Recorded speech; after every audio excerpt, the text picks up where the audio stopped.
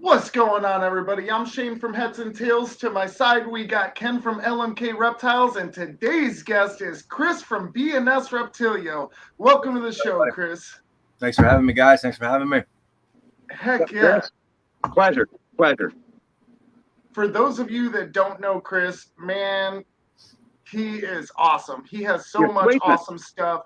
He is so knowledgeable. I think you're one of the staples of the community. Make me blush. What was it that really started to drive you towards ball pythons?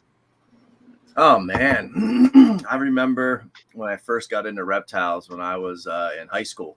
I mean, I was always in reptiles as a kid, catching them out in the woods and shit like that. But when I got into reptiles, I didn't own a ball python. I had some boas. I had a pair of blood pythons. I had a pair of pine snakes, a Burmese python, a Savannah monitor.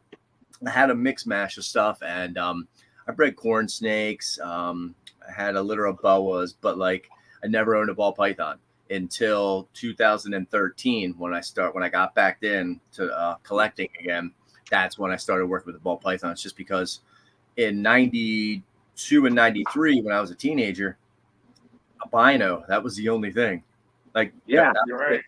You know, so like ball pythons were like, yeah, it wasn't quite not a fad, but it wasn't so much to work with that there is now. There wasn't much you could do.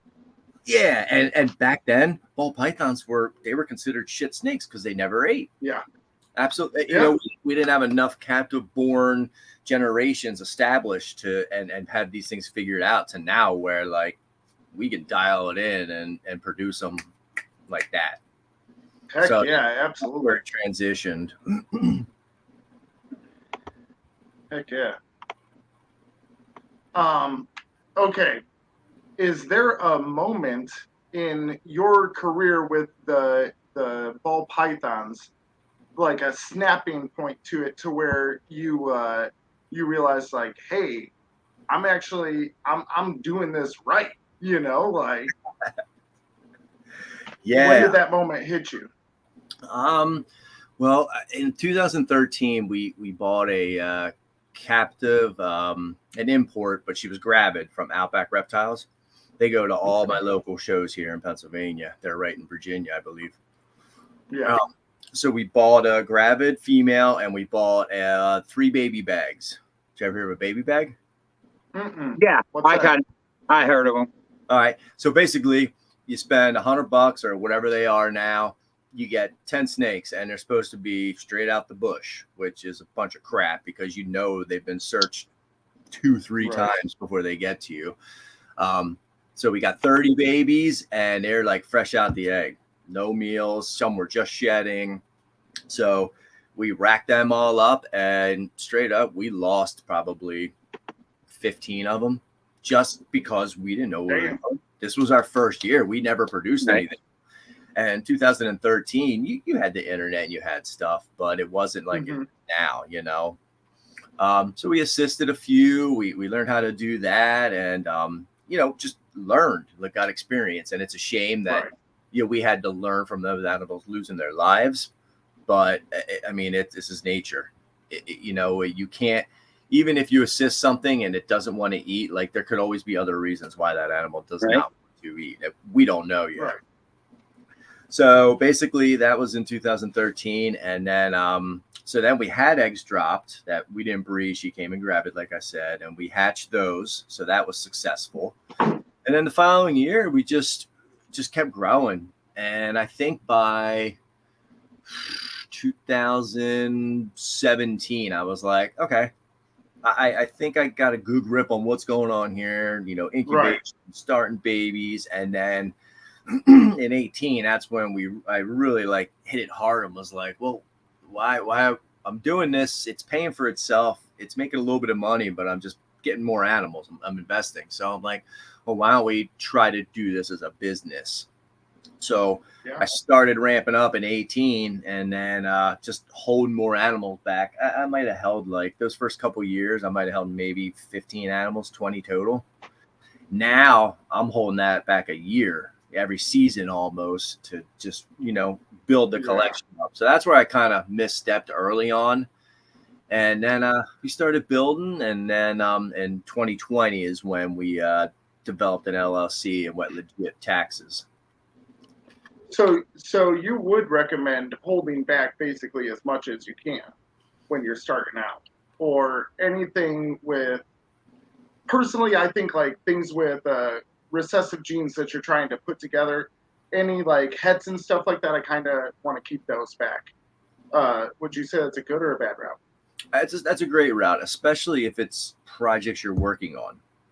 Even if it's something like, if you don't need to sell that baby to pay the bills or to feed your steeds, then keep it. Especially if it's something like, guess what? Next year when it's 800 grams, you can always sell it then if you had something better or want to take that project in a different direction. Right. You know what I mean? And you're going to get a little bit more money for it. Your rat income to what you can turn that snake around for, it's, you're not going to lose money. Any female, should I say. Males are tough to consistently, unless it's a crazy not that's very sought after. Right. But I mean, a 5 code male with spider in it, you know what I mean? That's not going to get you far. Absolutely. Right. So what really drives you? Sorry, Ken. Like, what motivates you in the morning? Is it the genes? Is it, the idea of making new snakes, or making, bringing new things in, or what gets you going? My 2.5-year-old and my 2-month-old. Right. Those are good reasons. They're a good drive. 2 boys, they make me they keep me going and make me going. And of course my wife too. She's very involved.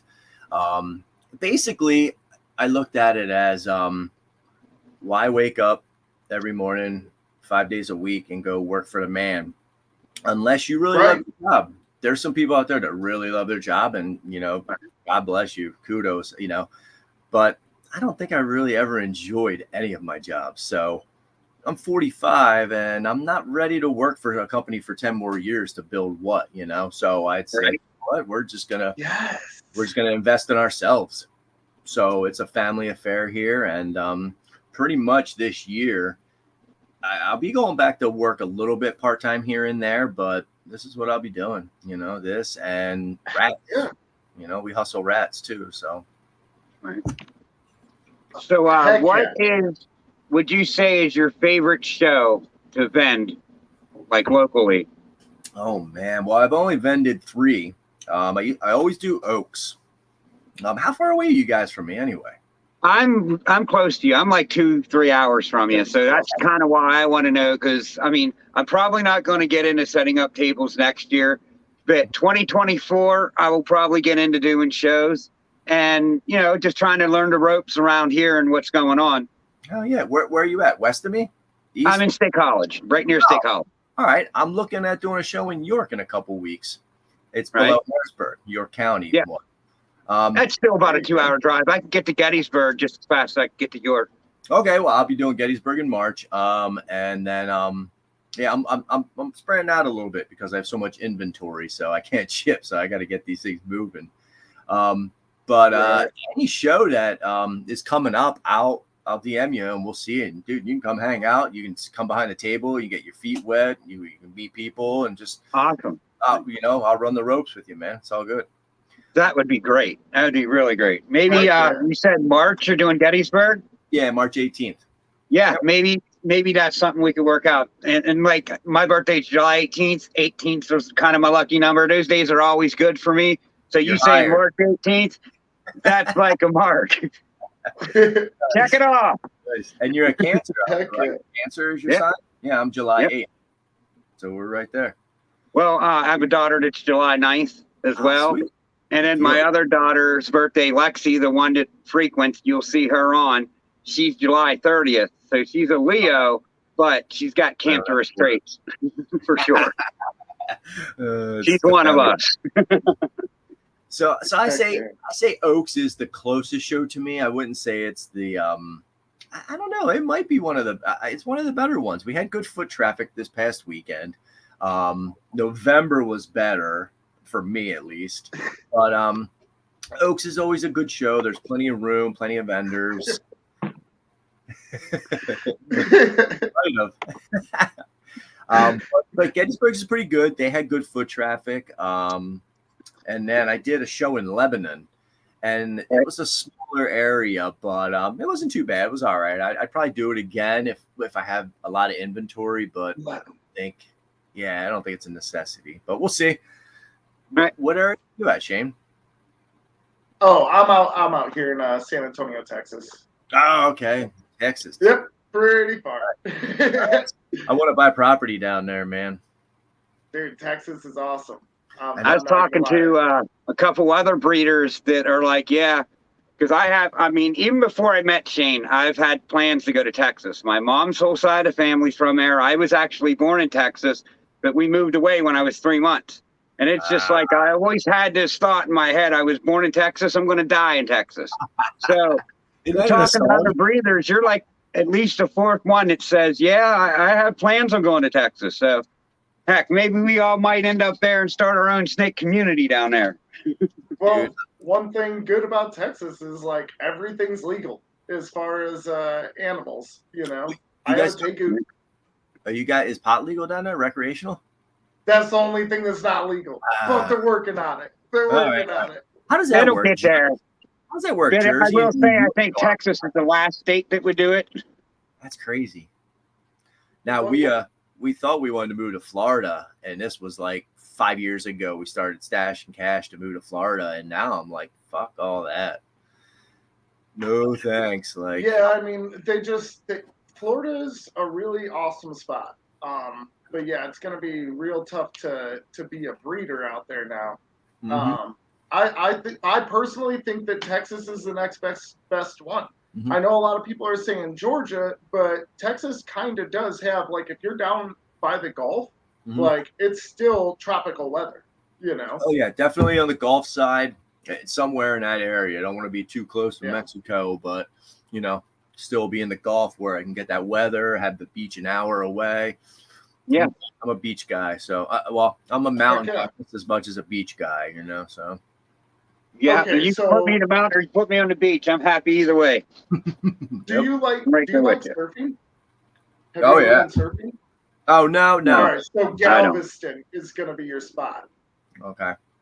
Which is by, like, Houston, and it's, like, it's closer to, like, Louisiana than, like, Port Aransas. I like to go to Port Aransas, but that's, like, more of, like, a swimming beach. Where, you know, like Galveston, you'll get some good waves and stuff, you know. Corpus Christi is on the coast. Yeah. I think we want to be to that. So it goes like Corpus Christi, and then like an hour to the side is Port Aransas, and then like 2 hours further is Galveston. Okay. So like they're all, but okay, so Texas is huge. What? What? I'm in the middle of the state, and it takes me 6.5 hours to get out of the state. Yeah. Like, and I'm in the middle, and the speed limit's like 80, 85. So it's not like, you know. I mean, if you drive across east-west Pennsylvania, it almost takes you 6 hours to get through it. It'll take you longer than that. If I were to drive, it's like a 12-hour drive. I made it from the New Jersey border to the State College exit, which is 162, in an hour and a half one night. It was well over 120 the whole way. Jeez. I was flying. You must have been cruising. Over 120 the whole way. I had no regard for cops. I didn't care. I had places to be. I was gone. No regards for anything. Nope. It was just pour that fucker and go. Drop the hammer. Yeah, that's what it was. That's awesome. Okay, so, what the heck? Sorry, I had this written and I lost it. Dang. Oh, yeah. Other than your kids, what keeps you up at night? Man, what keeps me up at night? That's a good question. I think just I wouldn't say worrying about the future, but just I shouldn't say I don't really think about that. I mean, I take each day as it comes. I think my biggest concern, believe it or not, is electrical issues. When I Yeah. when I go away on trips or we go on vacation, man, I'm constantly just what happened? A fire. You hear these horror stories of fire. You know, your heat tape was fire wrong. So like they would talk about just being paranoid about the heat tapes, and they don't draw a whole lot. But I've already had a piece of heat tape. I don't know if it just malfunctioned or got a hot spot. Freaking, it burnt the heat tape, burnt my old school rack, which is on its way out, but put a hole in the tub.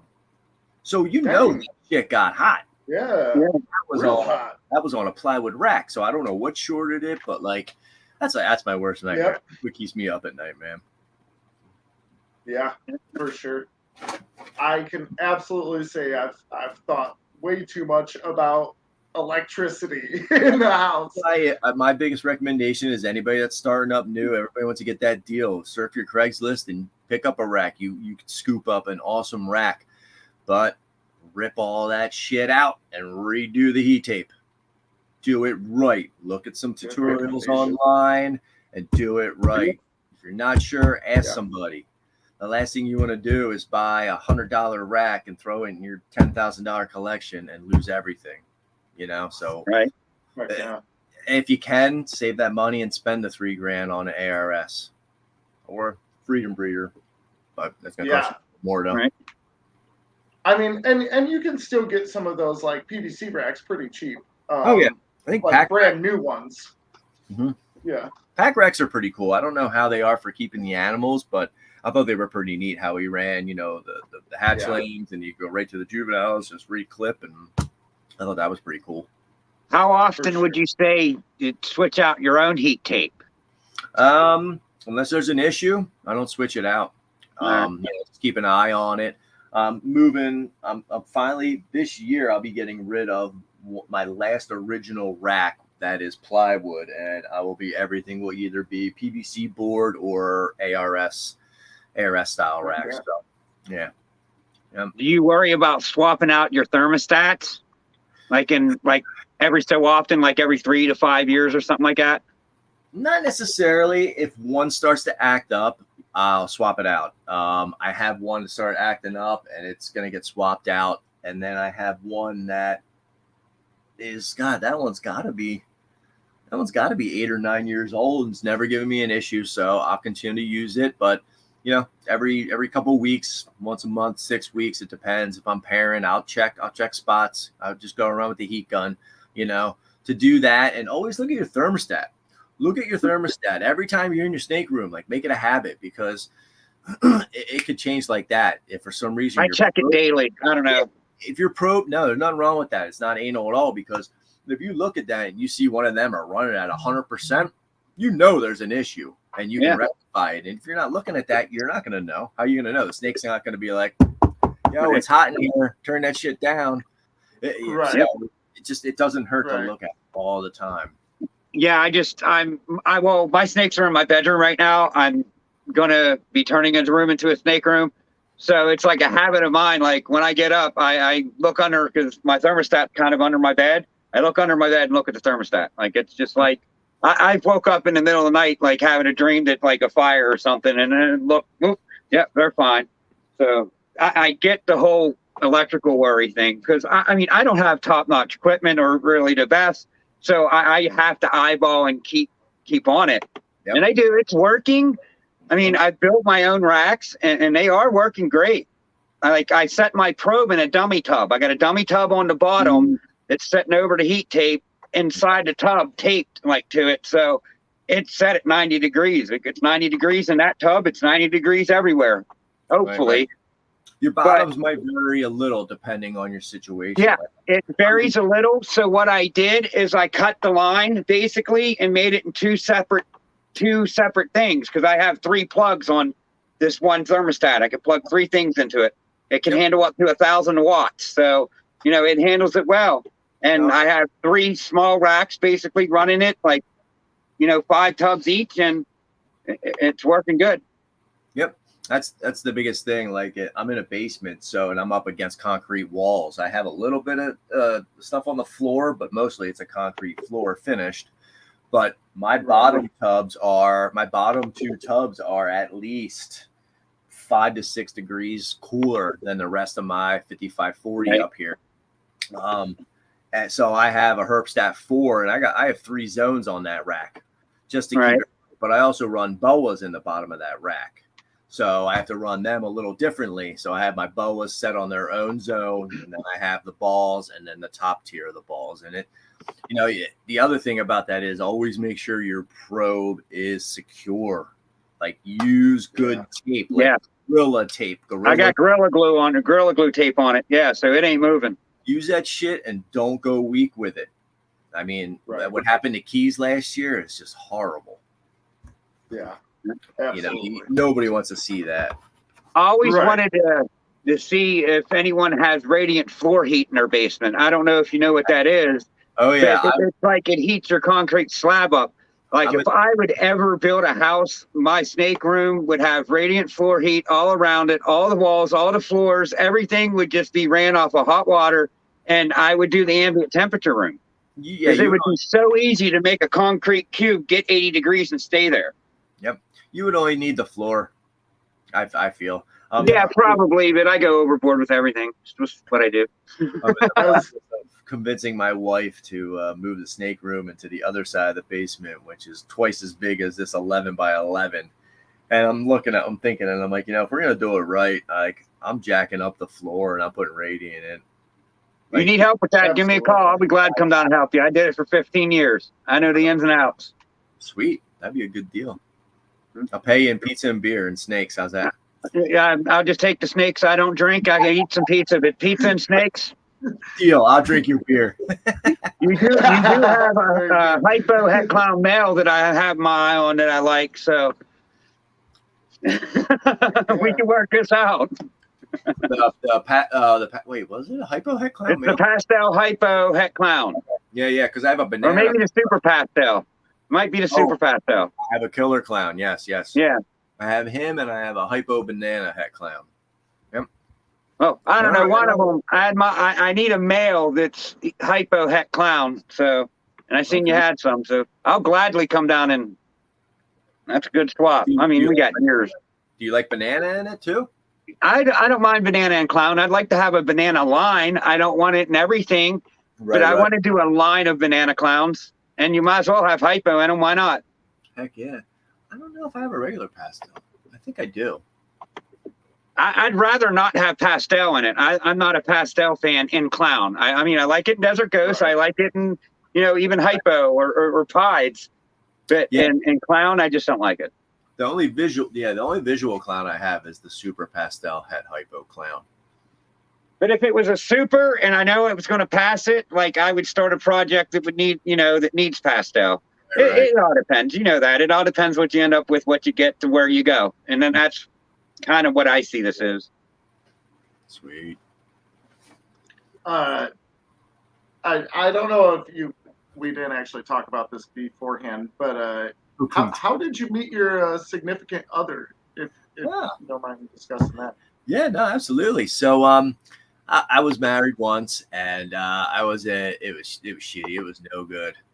And I met my current wife at the restaurant that I worked at. We just hit it off from day one and started talking. And my marriage was messed up. It went through the ringer. She had an affair, and it was like, all right, I'm out. Peace.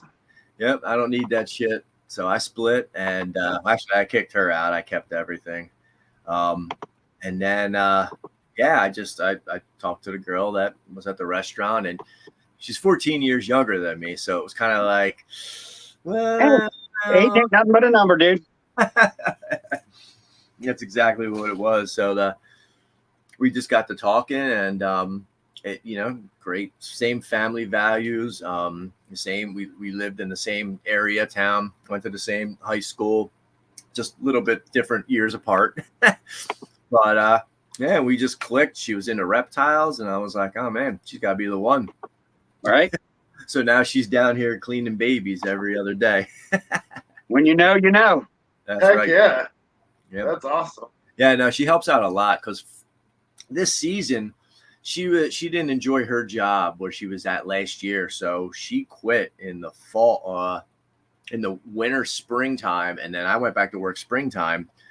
but I wasn't planning on going back to work full time in the spring. So I had paired 50 females.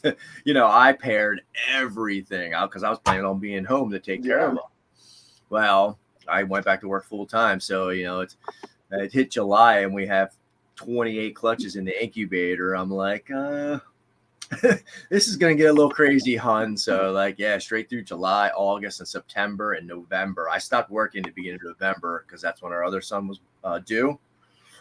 But for those 4 months, man, she was down here every other day just cleaning babies. Like, I could not catch up. Like, I could feed them. I could take care of everything else.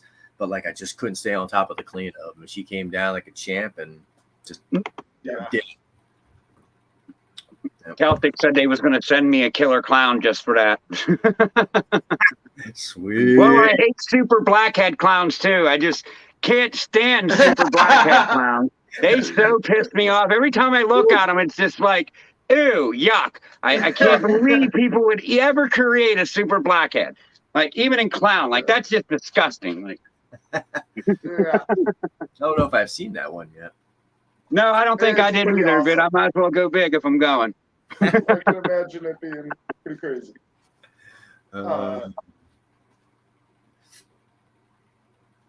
Okay. So whenever you run into an issue and you're like, man, I don't even know what to do, who do you call? Who do you talk to?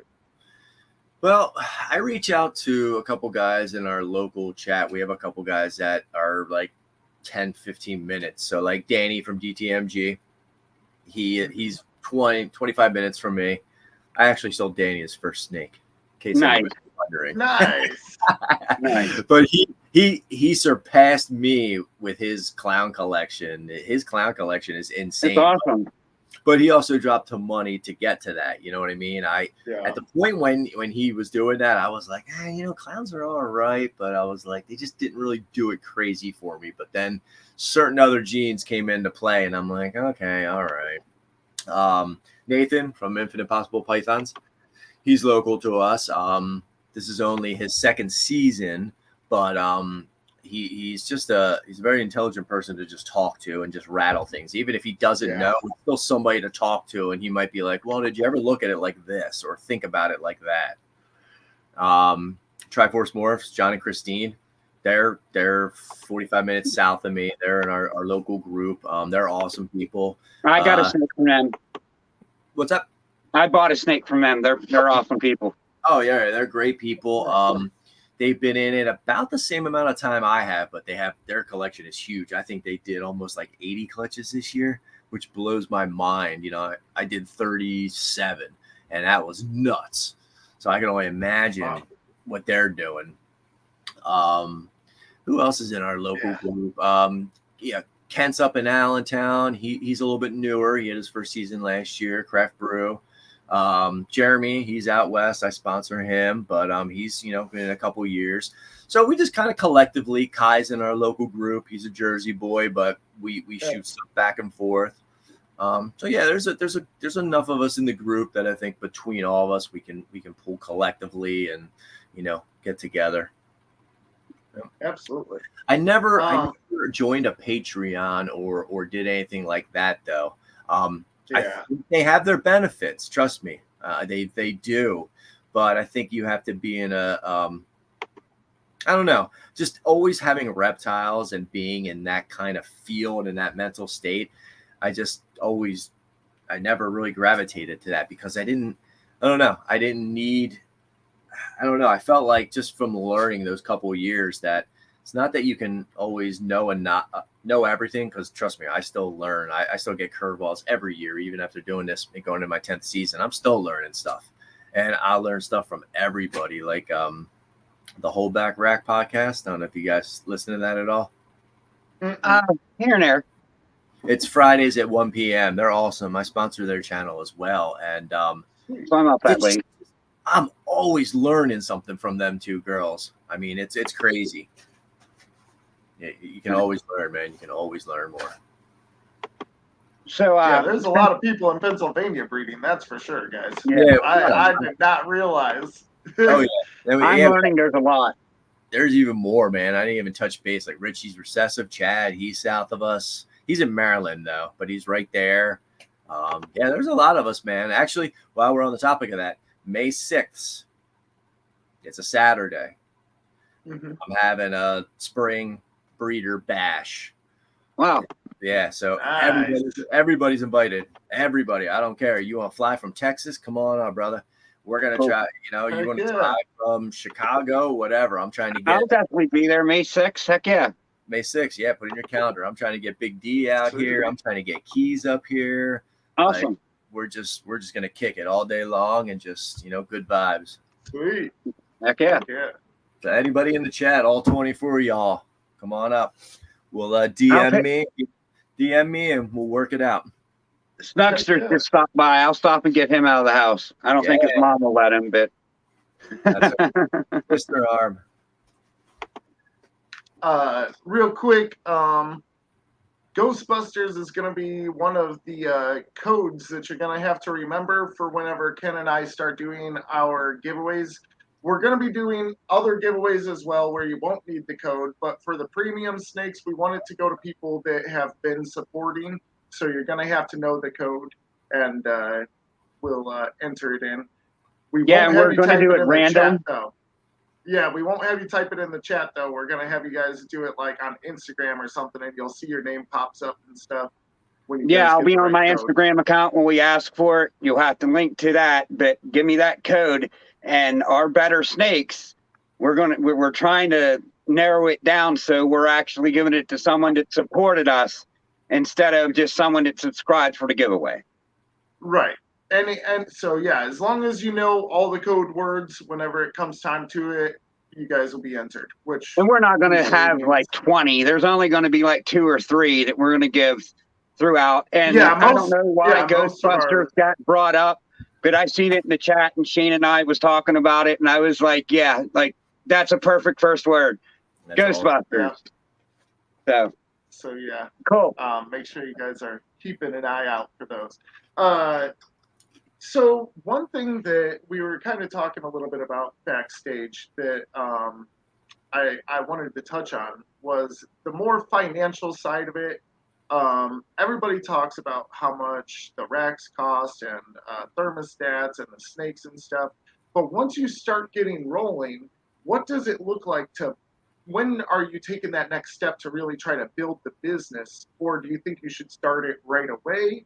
And what does that look like once you actually start making money? So I feel that like when I'm trying to think of almost anytime, if you're spending any kind of big coin that you want to keep track of or somehow get something back out of it, I think from that day on, you should start trying being incorporated. I definitely think, I don't know if I had to put a number on it. I'd say if you spent $5,000, which is not hard, if you get a rack and you can buy one snake for that.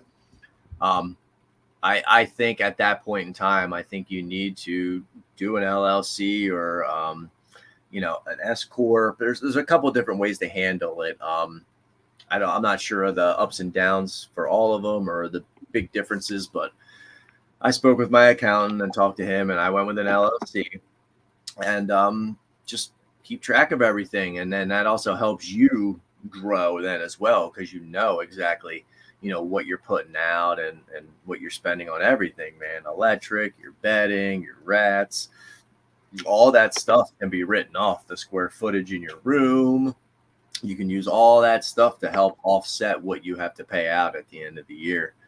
And most of the equipment you can depreciate for, I don't know if it's 5 or 7 years. I forget what it is. But the biggest thing I could say is get yourself a good accountant. That's the big thing. And just because you're a business, don't let him run you up the line thinking that it's going to cost, if you're only bringing in $5,000 your first couple of years with say, 5 to 10 clutches, or even if it's less than that, don't let an accountant sit there and try to be like, oh, your taxes are going to cost you $1,500 because you're a business. That's bullshit. Like if I'm a legit accountant, I think my taxes last year for me, my wife, and the business, because it's all looped together, it's all lumped together. I think my taxes, I think he charged me $200. Like, Nice. dude, That's awesome. How can you go wrong? So right. Find a good accountant, do your research, and before you give them any money, like sit down and talk with them and explain your business, because 9 out of 10 people, when you tell them that you want to raise and breed snakes for a business, they're like, what the fuck is wrong with you? Yeah, right. People don't get it. So make sure your accountant understands that and understands what you're trying to do with that. Right. Absolutely. As far as to what it looks like as you're making money, well, it all depends on how much you're investing. So there's always going to be a profit, but I kind of, when I left my one job and decided that this is where I was definitely going to take this for full time, I pulled out most of my money from a 401k that I had with that company, because it wasn't going to do me anything sitting there for 25 years. Right.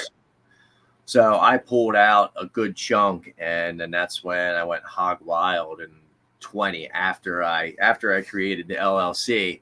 That's when I bought the rat shed, 4 ARS racks, because I could write it off the following year. It's still money out of pocket, but at least it's not just going, into the air and depreciating. I can get stuff out of it. So absolutely. And for those who don't know, whenever you're doing something like that, like say you spent, $4,500 in racks, you don't have to claim all 4,500 of that on the first year. You can break them down into sections.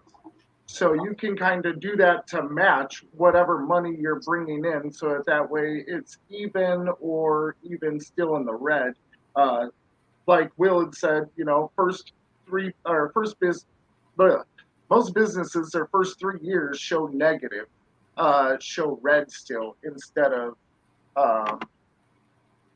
showing a positive amount coming in at the end of the year. Especially in ball pythons, because you're wanting to keep certain snakes back. Right. Were you able to show in the black in your first year, or were you still in the red or your first 3 years? I mean, no, still in the red. Yeah, still in the red, because I chose to. I mean, last year, the first 20, I think I put out close to 60K between. Well, that includes animals as well. Right. Racks, just anything towards that business. That's when I created the rat facility, put the ARS racks in there. So no, it's probably gonna take 3 years to get into the red, but each year has been progressively a doubling, I should say. So last year, our first year that we actually claimed on the books, was let's say 10 grand. This year was 20. Right. You know what I mean? It's growing, but then again, I also reinvested probably half of what that profit was back into the collection with genetics. So absolutely. And anything you hold back is basically inventory that you never sold. So that also can be a write-off. So you have somebody that knows what numbers to crunch and whatnot. Like we might have sold $20,000 in snakes, but I kept $15,000 back worth of snakes. Yeah. Technically, right. Interesting. That's all involved as well. Super glad we got into this conversation. No, definitely. I'd say sooner than later, create your LLC, and then straight up, you might end up spending $600 till you find somebody or till you go online and just do it. I think, who did I do it through? I forget which one I did through, but it was all online. I paid for everything, but and then look in your state too if you need a license to sell. We do. Don't we need a license to sell in Pennsylvania? You don't have to have anything to own, but once you start selling, you have to buy that license. It's a propaganda license. It's $150 for 4 or 5 years. Yep, the fishing game. I thought it was $50 a year, but you're probably right. You know more than I do. That is to buy and resell. Okay. So like a flipper. So all those other guys at the shows that flip stuff, that's what that one has to do. But the propaganda one is 150. And it's for what? You said 4 or 5 years? I think it's 5 years, yeah. But yeah, I've been vending for over 5 years, and not once have I had anybody come onto my table and question me about any licenses, any animals I had on the table. Nothing. Not once. But I've only done a couple local shows too. I haven't been around the country either. So But check your state. Check your state, definitely. Growing up, were you into dinosaurs as a kid? I don't think I don't know. I probably was in some sort of fashion. I know I really enjoyed the Dinobots and the Transformers. They were my favorite, the dinosaurs. Yeah. But I don't remember having toy dinosaurs or being just super jazzed up about dinosaurs. I think it was just like Transformers were my thing when I was a kid, and just outside, man. Like, I'm an 80s baby. So me too, bud. Nobody had cell phones. You went outside and you went into the woods and you just knocked trees over and did stupid shit. You went down to clubhouses and caught frogs. You hunted. You went outside. You rode your bike till 3 a.m. Like, those are things I did as a teenage kid. And nowadays it's like, I see kids like this, man, just on their phones all the time. And like, I'm guilty. I'm on my phone a lot, but not when I was 12, not when I was 8. Not when I was 3, like my 2.5-year-old. Yeah, but it's because we didn't have it. Yeah. If we had it, we might not have been doing all those things. No, I do feel like these kids are missing out. Yeah, we hit that era where cell phones just came out. You had one of them big ass things in your pocket when they first came out. They was just and who had a pager? How many people had a pager or beeper? Never had a pager. I never had one. I wasn't that cool. I did have a big, bulky phone. Did have one of them big block phones that flipped down. I found it a couple years ago. I was going to keep it, but I pitched it. A paperweight. Yeah. For sure. I'm sure I love dinosaurs. I mean, I love every Jurassic Park movie, and I can't wait to watch them with my son, but he's way too little for that shit right now. He likes dinosaurs. If I show him that, he's going to be scared. Right. But it's awesome, man. He at 2.5, dude. We come home from a show, and he can't wait to be down in the basement and unpack the cases with me, man. That's awesome. Go in. He looks at the blood python. He's like, "No, Daddy, that one bite. Last time, blood python lit him up, man. I felt so bad, but it was the first one he grabbed. But then he went right back in and grabbed the ball python. So it's awesome. He at least it didn't affect him. Oh yeah. He puts him in the cage. We put it back, and so we're training him. That's another thing I was going to ask is, are you excited to one day be able to leave something for him that you built? Super stoked. Oh yeah. I just hope that he's into it.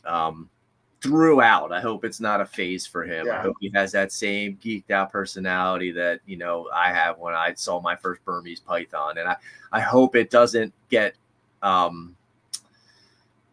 just blah to him. I hope it's not like, oh, there's a garter snake. We got 150 ball pythons in the basement, because I see a garter snake in the wild and I get all psyched and want to catch it, and so me too. I love herping, man. I love finding new species and what's on my bucket list that I've never caught before. I hope he holds on to that, and I'm going to do my best to just support him. And if he doesn't, he doesn't. I have a 19-year-old daughter that's never held a snake. Never. Yeah. And that's just, it's to each his own. I mean, she's a girl, but still, though, you think if being in your life since you were, 9 years old, you think you would, I don't know. Right. But to each his own, Exactly. So when your son is, 30, 35 years old, say he's still in it, what do you think the snakes will be looking like then? Do you think they'll resemble anything of what we have? I don't think so. I think in 10 years, it's just going to be gone. Normals are going to be obsolete. I think by 35, but by the time the kid's 35. But I also think that there's going to be a time in this industry where normals are going to, I think, skyrocket. Go up. Because everything is going to get so effed up and twisted and so mudded together that you're going to have to reverse engineer to see exactly what is going on in that animal. I feel because we're already hatching animals that we're like, well, it could be this, and that, but it might not be. But it could be 10 gene animal. So yeah, I have a funny feeling that normals might be like your gene that you can't touch now for 150 grand. That's what Bosa's counting on. Super classics. Speaking of Bosa, big shout out to that guy, man. As far as motivation and drive and determination, like, did you just see his last IG post? Yeah. Yeah. With the Miami Dolphins jersey? Yeah. Dude, that nuts. Yeah. That guy, for sure. I feel it here when I think about that guy, man. Yeah. We have him on in 2 weeks, and we were really excited about that show. Like, I don't know why Bosa don't have like 3,000, 4,000, 5,000 followers, because everyone should be following him. That guy is just he's kind of like the heart of YouTube reptile community. Dude, I can't wait to see him in person, man. My face is gonna hurt because we just gonna be cheesing the whole time. right. Stoked. I'm stoked. Heck yeah. I was down in Florida last September. I just missed Daytona. I met up with Adam. I had dinner and drinks with Adam and Keys, and then I was staying in Orlando. So Adam was like an hour north of me, and Keys was an hour east of me. So I scooped Keys up, and we shot up and met Adam. We chilled for a couple of hours and talked shit, and then from Orlando, Keys was Bosa was like 4 hours from me down in Homestead, and I'm like, man, I want to come down and see you so bad, but like it just didn't work with the kid and everything. Right. Yeah, I mean the kids make things difficult for sure. I've just recently taken a trip to Ohio. I wanted to go and see Todd from TNT, see Morbid, see Ken. Didn't happen.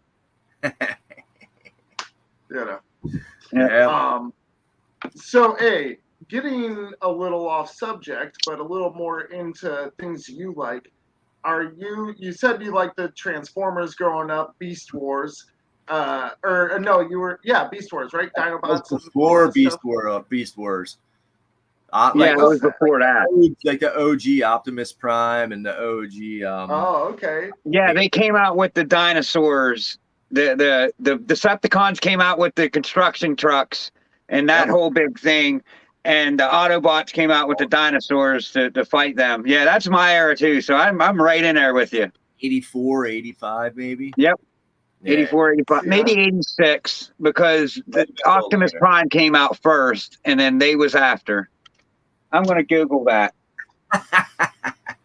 Okay, so with newer stuff coming out, I feel like the majority of the world has transitioned into MCU or DC, Marvel or DC. Which one do you like more as far as the movies go? Not necessarily the comics, because we all know movies don't go necessarily with the comics. Neither. You don't like either of them, huh? I can't give one over the other. I don't watch any of the movies, man. I don't watch a ton of movies anymore because I'm just so busy and involved with everything. Yeah. So like I'll be lucky if I sit down a half hour, an hour a day to watch TV, and it's not until 9:30. I just don't. We don't watch a whole lot of new movies. I like to watch a lot of older stuff. I like the old movies. Yeah, a lot of Chappelle Show that keeps me inspiration. Love Chappelle Show. You was right. So 84. You was right. Yeah, it was a while ago. There you go. But as far as them, I can't really put I watched all the I guess it would have been Batmans, like the original Batmans with Keaton and stuff like that. So I don't know what realm does he fall in. I've seen the Spider. That's DC. That's still DC. I've seen a couple Spider-Man movies. Yeah. The original Adam West Batman. Is that what you're talking about? Like that. I mean, I still like watching that. Like how. And that was a good one, actually. That was that's a classic. Like the fact that they had the like mind to know that it was kind of goofy and funny, and like as an adult I can still go back and watch those and laugh, and like be like, that was cool, even though it's horrible, like everything about it, it's got a nice spot. So what do you think about like I don't know if I should really get into this, but the whole Chappelle Show scandal, like where Dave Chappelle, when he went to Africa, basically left like $20 million on the table. What do you think about them not paying him? Dave Chappelle says, don't watch the Chappelle Show because they never paid him.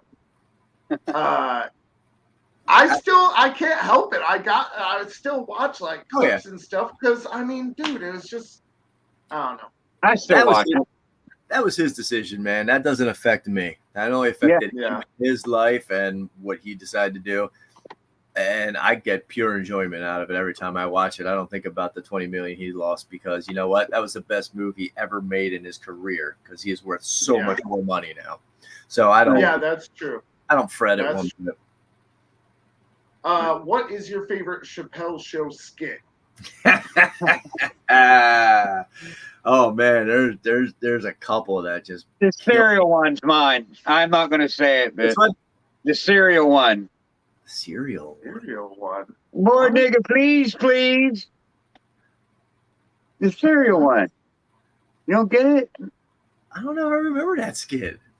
It was that the Milkman one. The nigga, please. More nigga, please. It was. I didn't want to say that. Nah. No, I don't remember that skit. Nah, it was. It was like the white family with the N-word as their last name.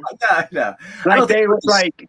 He was all dressed up like in like a suit and like not a suit and a tie, like a shirt and a tie, and then like them short sleeve sweaters, and they was trying to be all prim and proper. It was. Hold on. Yeah, it was. Nah, I'm telling you. Is it the skit you're talking about, Shane? Yes. Okay. Yeah. I don't remember cereal though. I remember eating breakfast that he was like. It's because he was the milkman and he came in. Yeah, and he was like, oh. I don't remember saying anything about the cereal though. That wasn't the whole premise of the thing. Ken just pulled that out of the middle of it. that is one of the best skits that I like. That is the most classic. That one gets me rolling all the time. But man, there's just so many. Black white supremacist was pretty hilarious. Clayton Bigsby is funny as hell. That one is another classic. I like the player haters. That's always a fun one. Oh man, he's like, hey, honky. One of my favorites was the Dice World Championships. That one was pretty funny too. And it got robbed at the end. Bill Burr was in that. That was pretty awesome. Oh wow! I don't know. I'll have to watch that again and see if I see him. I don't remember seeing him. Yeah, he was one of the announcers. He's like, oh, sorry, honey, like taking off his clothes. Like, hey, put the cameras in the bed. There was plenty of classics though. He's got good skits. That man. I mean, and obviously anything to do with the real, true Hollywood stories of Charlie Murphy. Those were all anything great. Charlie Murphy always had me rolling as well, man. With Prince and everything. Pancakes. It's great. I can't find it. I don't know. I'm not going to sit here and search. I was trying to search it. I can't find it. That's right. We think we know 905 says Bill Burr wrote most of Chappelle's Show. Right. I don't know that to be true, but if it is, that makes sense because Bill Burr is funny too. But yeah, man. Did you know he played in The Mandalorian as well? It wasn't a comedian or comic role, but it was like a serious role on The Mandalorian. You see what 905 put up there? When keeping it real goes wrong. Yeah. That's a good one. Dude, there's so many good ones, man. Okay, so what's next for you in this whole thing? Like, what is? Yeah. What's next for you? Oh man, what is next for me? Just to work on my recessive projects that I really changed up my collection 2 years ago and started focusing on a lot of double, triple, and quads. To try to focus a lot of stuff into that way. As far as the collection goes, I think I'm just trying to consistently do better than I did the year before. Absolutely. The one big thing that I really set out for myself, I don't set too many goals out for myself. The ball pythons sustain what I enjoy to do, because not only do I breed ball pythons, but I got boas, I got pine snakes, I got all kinds of other colubrids. So to breed those other things, every year I try to breed at least one different species. Wow. So whether it be a different type of, boa. So, okay, so maybe it's not exactly a species. So like say I have locality boas that I breed. I have Costa Ricans, Tarahmarans, Dumerils boas. What else do I got? Longtail, Longicauda boas. So, if in 1 year I breed, Costa Ricans, the next year I breed Tarahmarans, I would consider that my new animal to breed. So it's still a boa, but I guess it would be a different subspecies of boa. But my biggest thing is each year I want to breed at least one different species of animal, just to experience it and see what it's like, Wow. the differences of it, And I think Absolutely. I'm up to, I got to get a definite count, but I'm up around 15 so far in the last 10 years. So that's pretty cool. I really like that. That's really cool. I want to keep building that number up and just work with different things, but keep the ball python core. Right. Absolutely. For those of you who haven't checked out Chris's Morph Market, he's got some pretty awesome stuff on there. I had seen that you did have all those boas, colubrids, ball pythons, the short-tailed pythons, I believe. Yep. Yeah, I mean, that's really awesome that you're into so many different things as well. I mean, if you guys haven't checked him out, check him out on that. Check him out on Facebook, YouTube, your local shows. If you guys are in Pennsylvania, there's so many guys out in Pennsylvania. It's awesome. He has a good selection too, like various prices. He has for under 100 to like better snakes to upwards of 1,000 and more. Like he has a good variety. And then everything else he's got going on, you could look for at least a day and not be bored with his stuff. He's got a lot. Absolutely. Yeah, and also want to touch on. I also distribute the chipper for DA's the chipper and cocoa. So I'm the PA rep. So anybody in PA that needs cocoa, that wants good cocoa, don't get that other crap. I'm not going to mention any names, but if you want the cocoa to go, hit me up. You know what? I am glad you're on right now, because we got to convince Ken that cocoa is the way to go. What do you use, Ken? I just use paper. Okay, paper's fine. There's nothing wrong with paper. It just, you got to clean it all the time. Yep. So I clean once a week. I spot clean, and then I totally take it out once a week. And now Shane's got me taking the tubs into the shower and totally rinsing them, because I was just spraying them with the chlorhexin and washing them out. Now I just take them into the bathtub. It is a little easier. I will agree with Shane. He was right. Take it in there. Once a week, I completely wash out the tubs. And there's nothing wrong with that. I used newspaper for 7 years. It was free. I used newspaper. Yeah, like I got a whole box of printing paper that has a light lavender tint to it. They couldn't use it. And he gave it to me. It was a whole box of paper. I mean, I've been changing it out once a week since basically March of last year. And I've got through 2 of the bundles, and there's 10 bundles. So I got, after that, I'm going to have to start buying. And I've talked to you about the chipper once, and I'm really consider going and doing it. But it's just right now, I'm the few snakes that knock over their water bowl, I just put some aspen pines around it. I'll soak it up. And just soak it up and keep, so it's not all over the place. And it's working for me. I do have 3 snakes that I want to start putting on a substrate because they do have problems shedding. And that's where I feel it's better. I could keep it moisture, like more moisture in it with a substrate. The key is to don't saturate your cocoa either. You know, make it just wet enough that you bump the humidity up that it can dry out.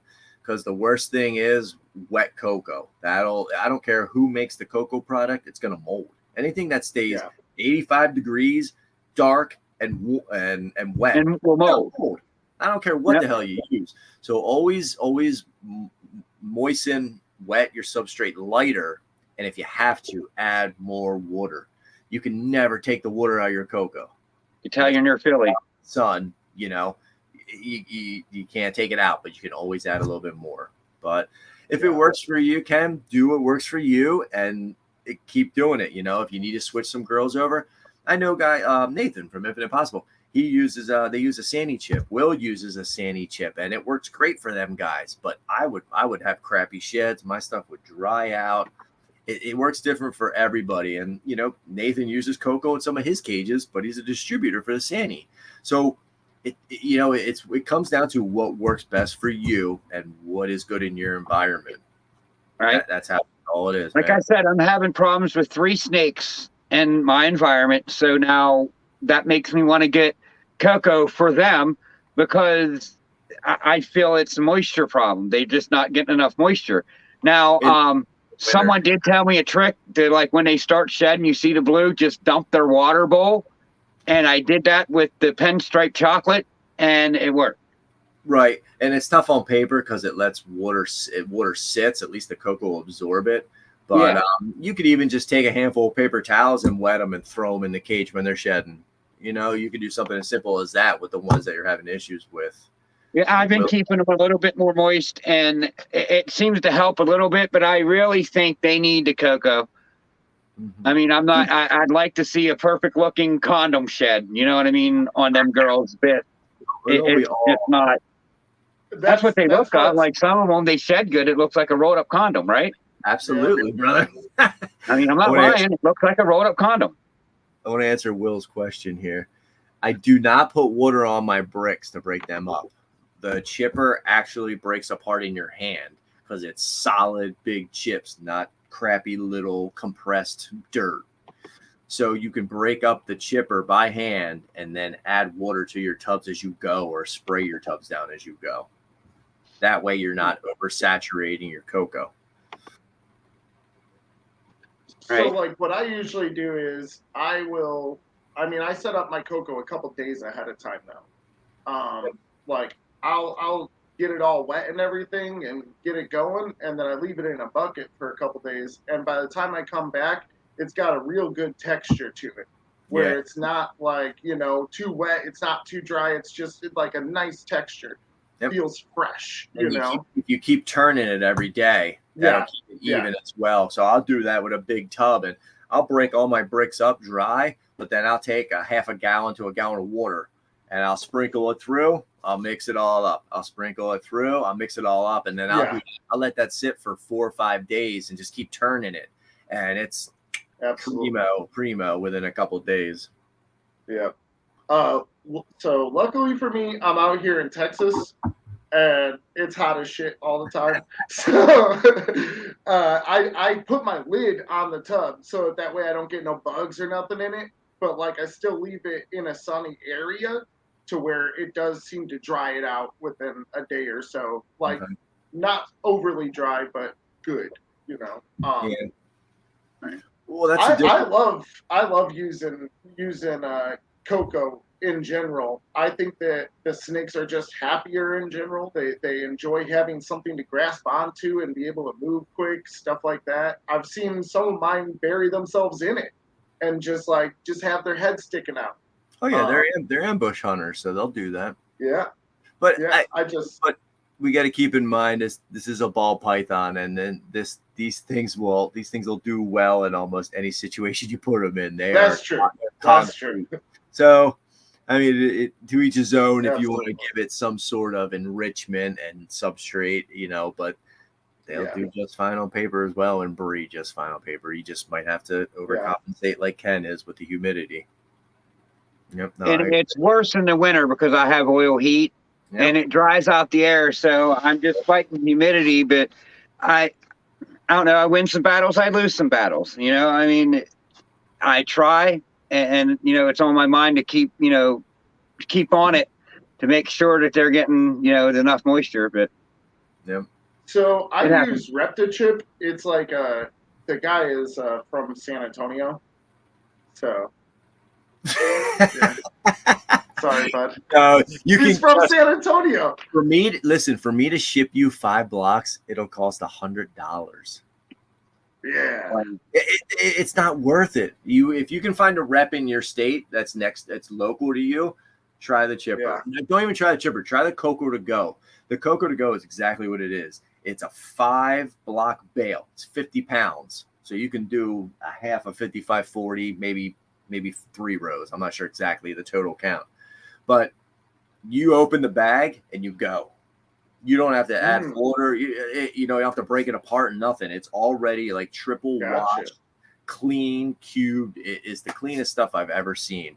It is $100 a bale, so it's straight $20 a block all the way up. There is not much of a discount. Right. Actually, it should retail for $110 on the site. But if you get the chance to check it out, just look at it. Take a look at it. I'm probably going to pick up a bag from you when I come down. Sure. We got them. It's clean. Yeah. Real clean. And it's already, since it's triple washed, it's already damp. Right. Oh, like you don't have to add any water. You don't have to mist your animal, nothing. You don't have to do any of that. It's nice. Yeah, you see that, John? It does sound nice. It is, John. Nice. I don't know who is out there in Coco, but if you need to find a rep in your state, hit me up. I'll find them for you. It's actually on the website, on the Florida Rattery. It's on their website. Look, yeah. I'm gonna need to find a rep. Well, there's a local show here in Altoona, and once I get things, going and setting up, there's no chipper there. I was thinking about getting with you and repping at that show for you guys at least. I mean, I'm not going to go say, hey, I'm going to Gettysburg, and you're already there, selling the same product. I just wouldn't bring any, and they would go to you. But on the shows that I'm doing that you don't go to, I mean, we'll get into it. That's what Tyler's Toxic Balls. He's from New York. Do you guys know Tyler? Yeah, we talk. Yeah. We seen. He's from New York, and when he does like northwestern PA shows, he just reaches out and says, "Yo, are you going to be at these shows?" And I said, "Nope, go ahead, take your Coco." So he'll go rep those shows if I'm not going to be there, and I don't care. It is what it is. To be quite honest, the Coco is just something else. I barely make any money on it because the freight is so ridiculous. Freight to come from Florida to here chews up all your profit. There is no profit. I get to bed my animals for free by selling the Coco. That's about it. And even then, sometimes you got to question if it's free. That's something. Exactly. It's better than nothing. It's another product to have at the shows. If you're not selling snakes, at least you're selling Coco. Well, that might draw people in to buy a snake. That's kind of how I look at it. If they're going to come to me and buy the substrate, well, hey, I'll give you $50 off on a snake, what's up? Absolutely. Work some deals out. Starts a conversation anyways. Oh, yeah. And you know what? That's the biggest thing. If I could recommend anything to anybody out there that's going to do shows or start to do shows, start conversations with people. Just talk to people. Don't try to sell your snakes. Talk to them. Make conversation. If they walk up to your table with an animal, ask them what they have. Oh, what'd you pick up? What'd you get? What are you into? Like, just talk to people. If you sit there at your table with your arms crossed, or if you're on your phone, or if you're not engaging with people, you're gonna do shitty at the show. I don't care if you have, I don't care if you have pod clowns. I don't care if you have stranger clowns. I don't care what you have on your table. If you don't talk to people, engage with them, you're not gonna sell your animals. Absolutely. Okay. Oh man, yeah, that's something I'm actually the one thing that I'm excited about on doing the reptile shows that I really don't have a fear of at all, like so much of a worry, is actually talking to the people. Because man, I'll talk to you for an hour whether you want me to or not about ball Right? pythons. He's some daddy mofos up here. Yeah. It's like, they're like, all right, man, I gotta go. I'm like, oh, but did you see the other genes? I mean, when you put those genes together, it's something else. And that's also another thing. Like a lot of your local shows, you got to be careful too, because like, not careful, but you have people come up to your table that are just there for a pet. And when you start going, oh, well, look, you can breed this to this, and you can make that, and you can make this, and you can do this, and God, you know what that would sell for? Their minds just go, and they walk away. Yeah. Half the people that are going to come to you, unless they talk to you about breeding, think they're like a pet person, because 90% of the people that come to shows, that's what they are. Absolutely. I feel like what I'm going to be trying to, my main things are going to be like pushing visual clowns, pushing visual piebalds, stuff like that, because, or even super fires or bells, stuff that like the beginners or pet collectors, because those are such visually stunning snakes, and white snakes sell. Yep. Yeah, exactly. I'll have a table full of snakes, and people will come up and they'll point out every spider I have on my table, whether it's 1 or 3. And I only have 3 available right now, but they always point them out because those are the most appealing to people that don't understand genetics. It's a shame. Right. It's a shame that the spider has a bad rap. I just got my first spider as a giveaway snake from Celtic Balls. Oh, okay. And I saw you talking about that in the chat. I kind of love it. Like, I can't lie. Like, just holding that snake, like, it's an impressive looking snake. I mean, it's an amazing gene. Like, if it didn't have a neurological issue, that gene would be everywhere. Oh, absolutely. It's almost like a clown that's not recessive. Yep. I have a Powerball female, which is a super spot nose. Yeah. That thing is the worst corkscrew wobble. That is worse than any spider I've ever owned. But you know what? This snake never misses a meal. She always has a perfect shed, and she breeds every year for me. And her babies are they're all just single gene spot nose, and they're all fine. So it just comes down to the person's individuality. And I have a spider the same way. Never misses a meal, bred like a machine. And it just blows my mind. She's a 5 gene animal, a spider in her, and nobody wants her. Wow. To each his own, Yeah. So when you were talking about whenever people come up and they see a spider and they're like, oh, wow. Yeah. I want to go get mine. To me, the reason I was like, dang, that kind of sucks, is because I know that, like, anytime you are at a show, you have fire on the table. And they're picking out, like, a couple $100 snake or something, and you're like, Legit on Saturday, I had a guy come up, like, run to my table and go, yo, do you have a killer clown? Or not killer clown, I'm sorry. Do you have a killer bee? And I'm like, I don't, but I have a bumblebee with yellow belly in it and one with yellow belly and etchy. And he's like, nah, I just want a killer bee, man. And, it was a snake he had when he was younger. It was the best snake he ever had. And he's older now with a kid. Mm-hmm. And he was looking for that. As soon as I said no, he just went, pew, or just kept going for his killer bee. And I was like, wow, that was odd. Yeah, absolutely. Jamie had talked about pinstripes. Oh yeah, absolutely. You certainly can. But it's still not the same, man. When you get a couple of combos into it, it totally totally go this way from each other, I feel. Although personally, put me on solo. Pinstripe just in general. Yeah, no, pinstripe is a great gene to work with.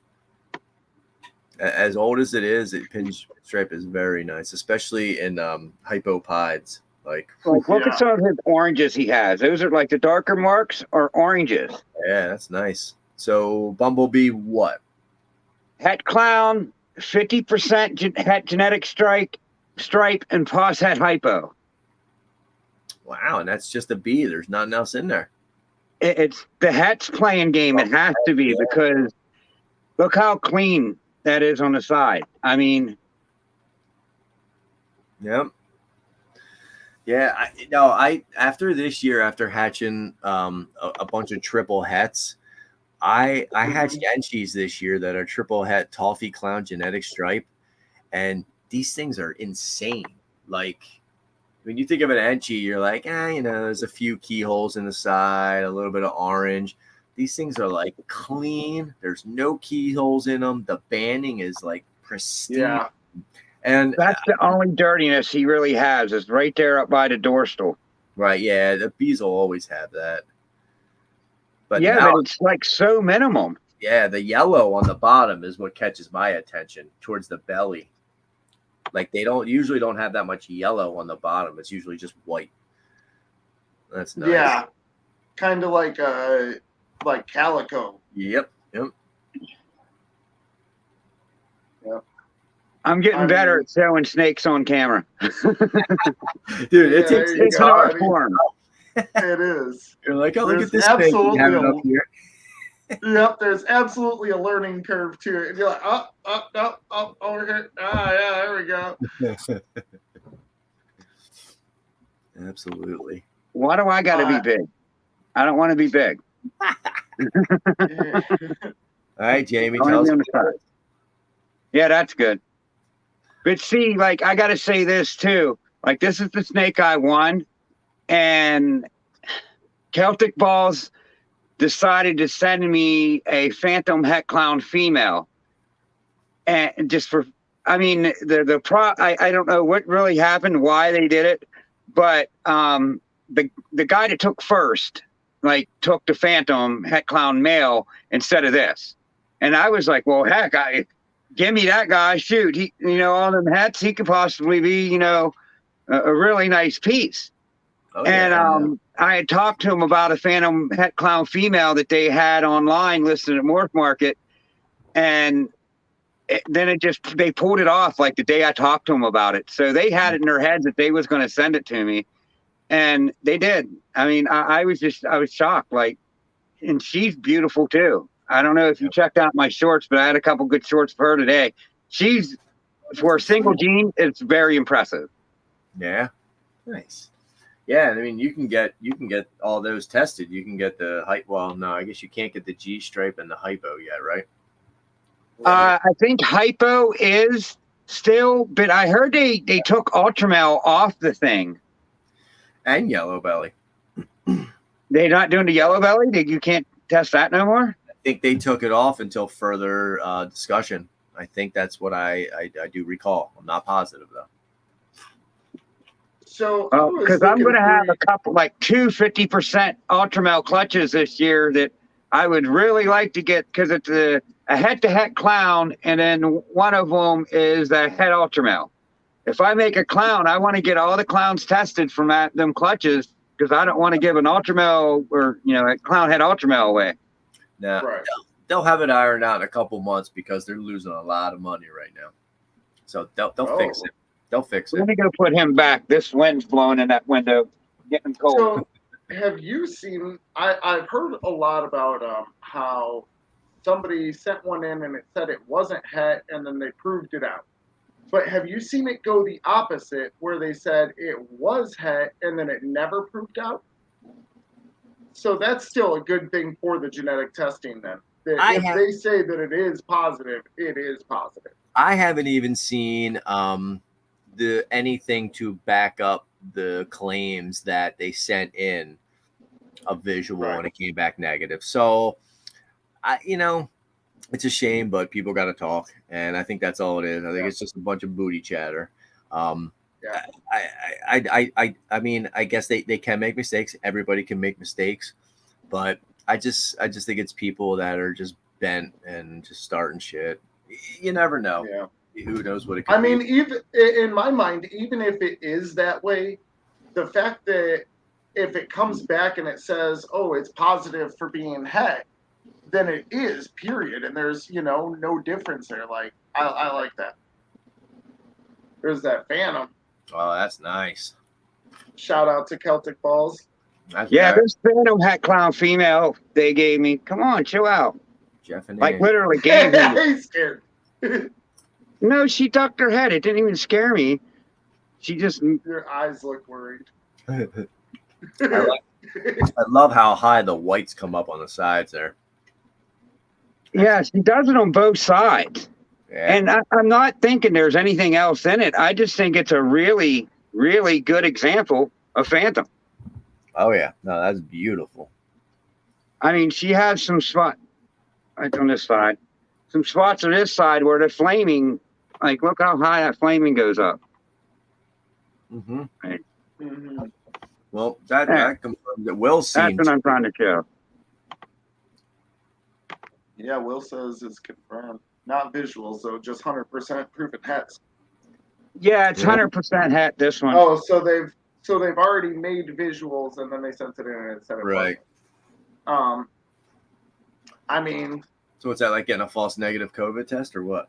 Right. That's kind of, like. I don't know. Come on, sit the other side. No, she's beautiful though. I mean, I just. All the other single gene snakes I have just don't have this much going on to them. Yeah. Like, no, the sides are real nice. It looks like a super clean Mystic. I had some Mystics out this year that it's very similar to the Phantom. yeah, I was gonna say Mystic and Phantom's pretty similar. Yeah, they're all very similar. The Mojave, all that stuff.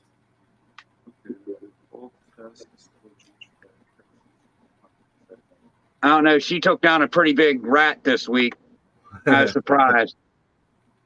That's good.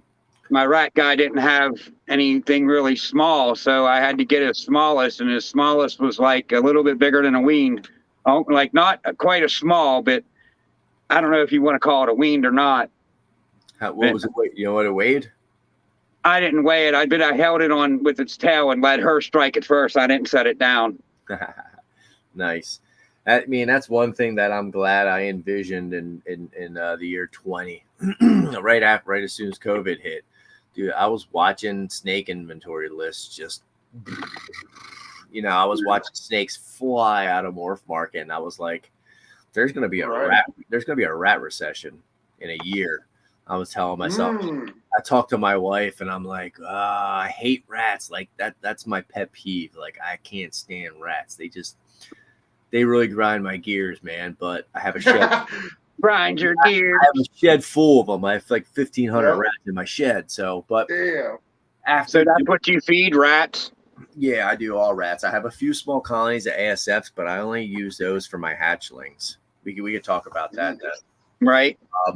But the rats, like I'm just sitting there and I'm like, man, I mean, I spent to feed my collection last year and I could have fed heavier because I have a different way of feeding my animals than I think a lot of people feed their animals, which we'll talk about that as well. Yeah, let's get into Please do. I think my rat bill was like $9,000 plus to feed my collection last year. So, I mean, if I didn't have that, I would be all pretty much out of profit, so to speak. Right. I sell rats as well, and that exponentially was, twice as high as that. So it really, as much as it kills me to deal with the rats, it was a big game changer. I could touch this one's head. She's not too head shy. That takes a little bit of time for me to get used to that. Well, for how small she is, I'm surprised I can. I can tell Celtic has worked with this snake a good bit. You can definitely tell when people work with their animals. So, how do you feed? Like, as far as days and size and everything, just all of it. I feed when I have time. So I don't feed every Monday. I don't feed every Wednesday. I don't feed Sunday. I feed when I have time, whether it be 5 days apart or 2 weeks apart. And some people might frown upon that, but this is what works for me. I really, over the summer, my adults, they eat like, so a female leg, she gets hammered with food for 2 months. She gets her weight back on, and then the brakes come on, and she just maintains until we go into. So I see follicle growth of 15. They just float. They might get a meal they might get 3 meals a month. They might get 2 meals a month. They might get 1 a month. It all depends on where they're at in the cycle, where they're going, and how their body weight is. If they're still trying to put weight on from the following season, they're going to get fed more consistent. But once I see them building and showing interest and looking like they're going to produce for the year, that's when I'll hammer them. So I'm not gonna. I don't force feed. I don't chain feed. I don't do any of that crap. But if she wants to eat 3 smalls, a 2,500 gram female, she's gonna get 3 smalls. You know, that's just how it works. And I think that has a lot to do with triggering them. I mean, you know, everybody feeding and temperature is your biggest Amber Alert. Yeah, sorry. Feeding and temperature are your best friends when it comes to breeding, man, because you can manipulate them year round. And I think for the majority of animals that, you know, they realize that your temps are getting warmer, you're feeding more often in the spring, it might be a little bit more humid, then there you go. That animal, that female, then is okay. Food is bountiful. It's staying warm out. My nighttime lows aren't dropping. It's time to reproduce. Let's do this. So I feel that has a big play in it, because I know people that feed every week, day in and day out. Like that's Sundays, what I do every week. And I wish I could do that in some instances, but in the other instance, I think how I handle it, it's benefiting me because I can kind of control, but I have a better handle on who's going and stuff like that. Absolutely. Right? That's my style. And pretty much yours is once they get to 15 millimeters on their follicles, you start just loading them up with rats. Whatever they want. Yeah. And some will feed right through. Some will shut down at 25, 22. They're all individual. Some will shut down at 15 and not eat for 2 months, and then all of a sudden they ovulate. I had one do that to me, and I was like, "Whoa, my God! Like, this snake hasn't eaten in 3 months, and it just ovulated. We're 2 months away from that thing even wanting to eat again." And I was really concerned about her, but she bounced back. And so you might get a few like that that'll throw curveballs to you, you know, and you just got to kind of take it as it comes. But yeah, as far as feeding, mostly everything that I know is staying here is fresh killed. So I'll euthanize it all out there and bring it right in and just bang, bang, bang. But if for some reason I have an influx of rats and I have to freeze them, most of them will take frozen thawed. I might have 10 that would prefer fresh killed. They might skip a week or 2 if I only have frozen, and I might have 3 or so that are being stubborn and only want ASFs right now. I have one like that. Yep. Won't eat nothing but an ASF. Have you tried sending? Yes. Yep. Yeah. Nope. Won't take it. He goes up to it, looks over top of it, licks it, and then tucks away. Well, there's all different ways to sending. I mean, you can scent with does he take frozen thawed for you or fresh? Fresh. Fresh, so live, basically. Yeah, live. Okay. So did you try setting with a live ASF on a frozen thawed rat? What? No, I didn't try that. No. Okay. But what I did was we took a handful of like the substrate that had the urine in it, like the urine, and just like rolled the rat in it. It's not enough. And it almost worked. But you want the scent from the ASF. So what do you feed it? An adult ASF? Yeah, like a weaned. Like I can't feed him too big because he's only like 400 grams right now, so I don't want to go too big. But like he gets a little bit bigger than like one like maybe 2 inches. Get yourself something in comparison as a rat that's live and the live ASF, and like molest that ASF with that fuzzy, like with a pair of tongs. Rub it all over the ASF, like piss that ASF off, make it like squeak, make it don't be cruel, don't beat it with it, but that's the shit out of it, and then come in at him with it, see what he does with it, because you feed him live anyway, right? Yeah. Start like that and see if you can get him to trigger that feeding response. If he takes it, cool, do that a couple weeks in a row, and then lightly back off your scenting. Try that. See if that works. And always go with a rat that's a little smaller than the ASF you feed it. Because if you come in there with like a weaned rat, he's going to look at that and just freak out because it's too big. Yeah.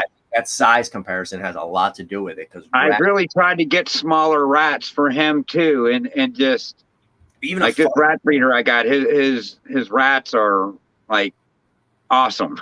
They're always big and beefy. Like, even if they're small, they're just like little chubby fuckers. Like pat of butter.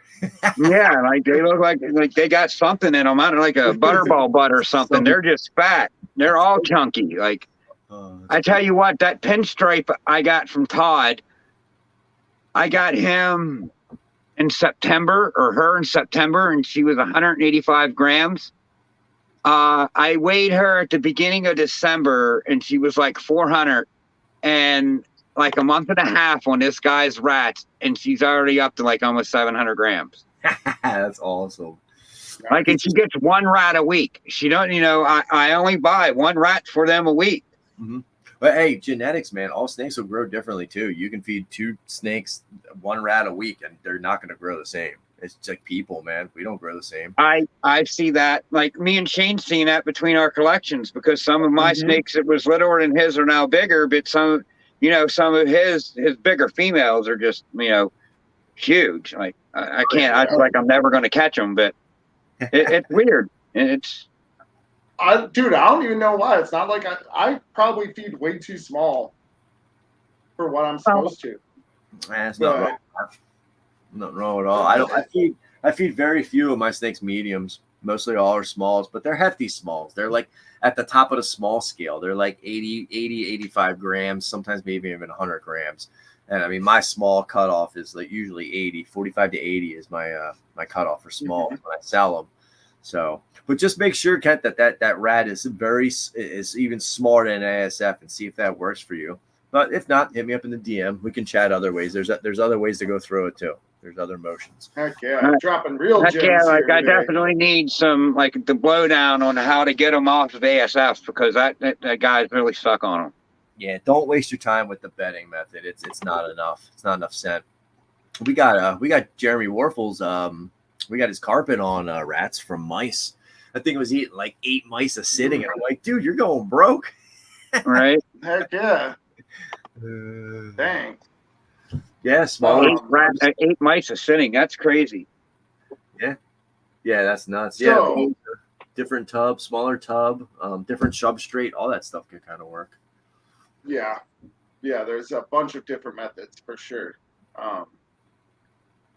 What is your favorite ball python combo? Oh, geez. Yikes. The one I haven't made yet. Ooh, best answer Love ever. It. Love it. Man. Heck yeah. Favorite one I made this year? Nope, not it don't anything matter. you made. Just Anything. Your favorite ball python combo in general. I want to put her back. You don't even have to make it. Just something, that you're like, yes, that's what I love. I don't think it's been made yet, but I want to see it. I think that might be my favorite. It might be my favorite until I see the next favorite. I'd love to see a super stranger hypo clown. I just think that would be disgusting. That, or even the DG version, if not hypo, DG and super stranger. I'm really looking forward to seeing. I want to see how similar it is, but yet how different it is to your super chocolates, your super blackheads, because that's our clowns are really rolling in that direction. That's where we're going with our clown projects, is just the dark on dark, but still keeping it clean to a point where it's not black turd, Right. Yeah. Yeah. Absolutely. That's awesome. I do like dark clowns. Dark clowns look awesome. I would like to get a GHI hypo het clown. That would be what I really would want. Okay. To put to my hypo clown project. That would be beautiful.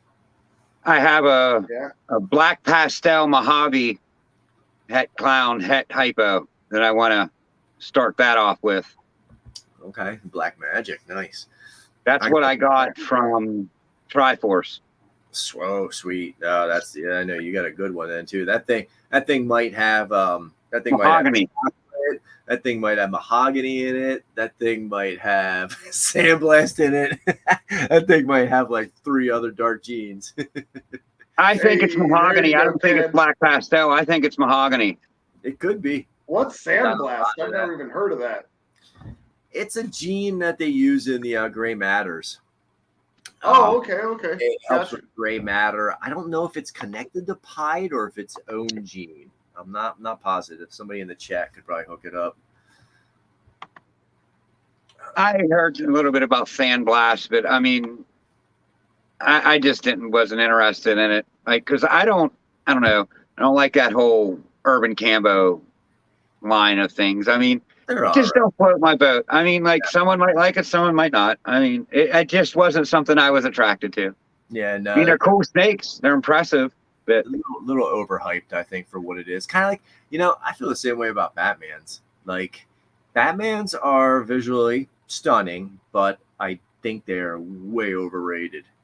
Just highly overrated. But now if you put Redhead in a Batman, or you put Red Stripe in it, or you put one other gene in it, then it's, I don't know, then it gets my attention. But Yellow belly and spot nose, everything. It looks nice. I like it. I like it. Well, I just think that yellow belly spot nose clown is so good for building these crazy combos. I mean, you can put basically any other gene with it, and it makes it just awesome. You know? Oh yeah. Those 2 genes work together very well, yellow belly and spot nose. But no, the yellow belly goes with a lot of things. Now with gravel belly. Will gravel do the same thing as yellow belly, sort of? Sort of, but it'll be different. I feel that gravel and I'm drawing a major blank here. Because I could possibly hit a gravel spot nose clown this year. You'll see it look different, but it's not going to look like a yellow belly. I feel the gravel is more of a they seem to have almost like a whiter flame on them, from what I've noticed. Gravel and asphalt, they seem to have almost a whiter flame, where yellow belly, it's almost unmistakable, I feel, in some of them. Right. Hopefully that test will come back soon, because I don't understand what the problem is with that test, because I thought Seidel ironed all those wrinkles out and published that paper with the yellow belly. She used my ivory in her yellow belly write-up. My name was mentioned in there. I was all proud of it. Yeah, Ken's still proud. Okay. I mean, like one of the first snakes I bought, and just hearing you guys talking about sending shed in to help it out, so I just instantly start sending sheds in, and it ended up helping out something. And I was just like, that's awesome, like. Absolutely. Yeah, we sent the shed in for the Super Spark, because she needed that to figure Super Spark. That's a female that I would like to add to my yellow belly complex. Okay. I want to work with supers in it, because then you don't got no slashes. Yeah, I was going to say I have a Puma, but that's not a super. Did I hatch one of them? I might have hatched one. Oh, I don't have a male, but I don't know. Can you cover your questions? I got a couple. Yeah. What, as an experienced breeder, would you say the community needs to work on more? We need to communicate more. Talking to each other. Yes. Yeah. That's how I answered the question. Networking, communicating. Yeah, talking to each other, communicating, creating a core, because if we can't all get along and be on the same page and do what we want to do, then we're constantly divided. And nothing works when you're divided. Like we what we're up against, and the people and laws and all the crap going on with US ARC. We can't be bickering over differences, right, and creating drama and just for nonsense. It doesn't make any sense. Let's just be grown men and talk. Like, we all love snakes, so just come together and talk about it. Like, I don't know. That's the way I feel about it. Squash. Heck yeah, unity. Yeah. networking. That's the only Start doing these things like we're doing on YouTube, talking to people. They're like, we're starting to hear, Shane and I both are starting to hear like, well, yeah, you're one of the people we look towards because you're doing this podcast. And it's just like both of us are kind of taken back by that because we just started this for fun. We would do video chatting to each other and be like, dude, we need to put this on live. Let's just do it. And yeah, I mean, when we started the live, it was definitely like, man, we know we got to get, something going here. And eventually we're going to need to do this anyway. So let's just, some of our conversations, we were just having fun and laughing. And we were like, man, somebody else needs to hear this stuff. So we decided to do the podcast and well, the show, the live stream. But it's very weird to feel like I'm actually, like people know me. I'm like, oh dang, okay, like. Oh hell yeah! I'm just I don't take compliments well, and then like when I hear them, I'm taken back by it. It's like oh wow, like thank you. Like I'm overwhelmed by them. Like not really overwhelmed, but just taken by them a little bit more than most because I'm a very modest person. Like I, just it don't matter to me that everybody knows, or whatever. I'm just doing it for the fun and the information, like part of it, like putting it out there. Like what I do is going to be able to be like, if you buy a snake from me, I'm going to be able to tell you episode this, is the hatching, here's it growing up, and it's going to be like a blueprint for everyone to follow. I mean, complete transparency. Yep. Yeah. That's super huge on it. Another thing for me was just like maybe just inspiring some people, that not everybody likes to hear the same pastor preach. So maybe somebody likes to hear what I got to say, instead of watching someone else's show. And maybe somebody that watches or likes my personality will start to get into snakes from it. So, I mean, there's a million ways to go about it. And I think just education is a huge one. Yep. Being able to bring intelligent breeders on just like you, to be able to get out all these awesome facts and drop gems on everybody. And I mean, I feel like I got a lot from this stream tonight. Yeah, I learned so much. I hope everybody else in the chat did too. Hey, shout out to the chat. We really appreciate you guys. Without you guys, none of this is possible. So before we wrap up, I got a couple more questions real quick. The first one, this one's kind of our signature one. If you can have a pet dinosaur, what you picking? Oh man, if I could have a pet dinosaur, which one am I picking? I never really was like heart set on any of them. But I think a Velociraptor would be badass. That's what I said. There's 2 weeks in a row agreeing with me. Shane thinks we'll be dead, but yeah, you guys will die. Absolutely. What dinosaur are you not Chris Pratt? What dinosaur are you gonna own besides what a Bronchiosaurus that's not gonna kill you? Yeah, that's what I picked. You can ride around on it like Fred Flintstone, and my Velociraptors are gonna eat you. It'll step on it, smack with its tail, maybe.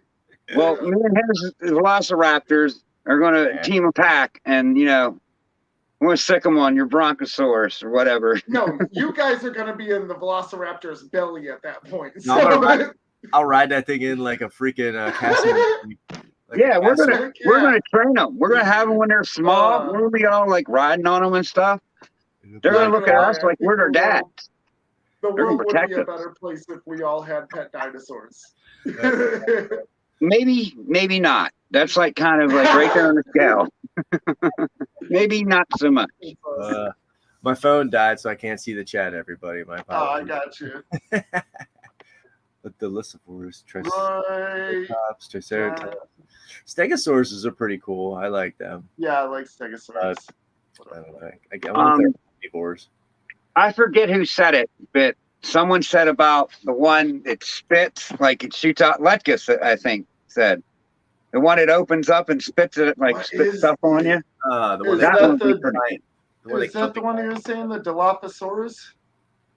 Maybe. I think Letkus the one that said it. I could be wrong. But that would be pretty neat. I don't know the fancy name of it.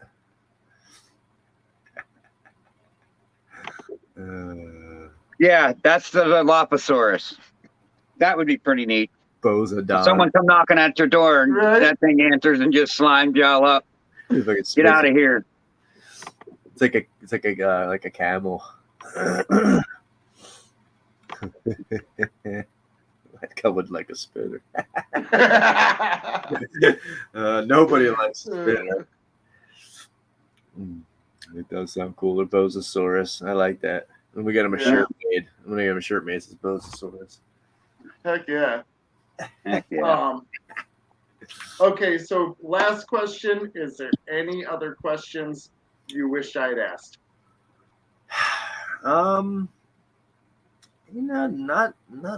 Nothing too crazy. Maybe the one that the only thing I could think of is what would have been, what new species am I trying to breed this year? All right. Oh, dang, good one. So answer it. All right, what is it? I was gonna say you didn't ask it, so I'm not telling you. Well, actually, I think there's two. There's two, and they're not ball pythons. Not a variation. Northern Mexican pine snakes and Louisiana pine snakes. I'm pretty excited for those two. Heck yeah. That's it. I think that'll be my only two new ones this year. So I'll hit two this year, but that's not going to stop me from trying to do at least two or one next year. Absolutely. Yeah, man. Heck yeah. Well, I appreciate you coming by. Everybody in the chat, I'm sure you guys are already subbed to Chris. If you're not subbed to Chris, check out the link in the description. You can find Chris. Hit him up on Instagram, Facebook, YouTube, all that good stuff. He's out there. Also, check out his chipper stuff.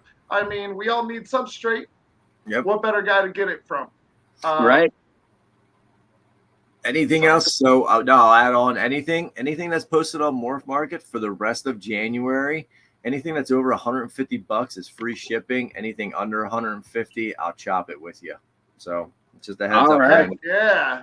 Listen to that. Heck yeah. Getting we great. all know shipping is screwing us right now. Yep. Absolutely. And definitely we'll hold until the weather breaks. I have about 20 now that I'm sitting on that got to go out when the weather breaks. So they're flying. They're moving, man. There is no snake recession. This is just a correction. Stay focused, breed for yourself this next year and maybe the following year, and just build your army, because I guarantee it's not slowing down. It's not. Heck right on. Heck yeah. Prices may have dropped, but it's a correction.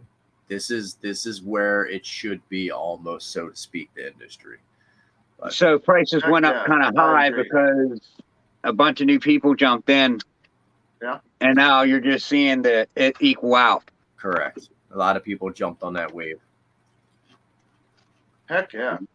I feel like we could go another hour about that. That was actually what I was going to lead into was everybody that's watching this, we're probably going to hop off shortly and talk behind the scenes a little bit, and then in maybe an hour or two, Ken's gonna start one on his channel of just the late night open panel talk. Anybody want to come on and get in? That's awesome. Chris, you're more than welcome to join. Sweet.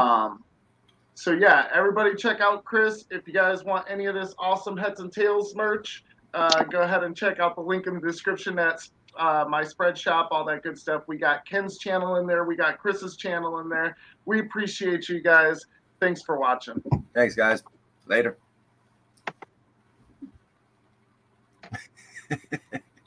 He just pulled it. Where'd he go? We're still alive, but we're still alive and he's gone. He's like, I'm out. He hit the wrong button. That's all good. All right, so the late night live starts now. Yeah, right. Except I don't got the panel to put out there for you to jump up or